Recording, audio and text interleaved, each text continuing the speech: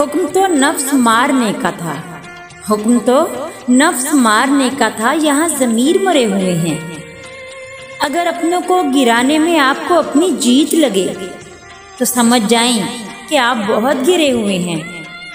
सबको सब पता होता है, सबको सब पता होता है, लेकिन अपना किसी को नहीं पता होता।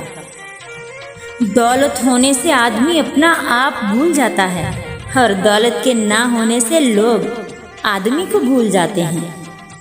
अफसोस अफसोस कि हम नेकी उस वक़्त करते हैं जब हम बुराई करने के काबिल नहीं रहते। हम जिंदगी के उस दौर से गुजर रहे हैं, हम जिंदगी के उस दौर से गुजर रहे हैं जहां अपने तो मिलते हैं मगर उनमें अपनापन नजर नहीं आता।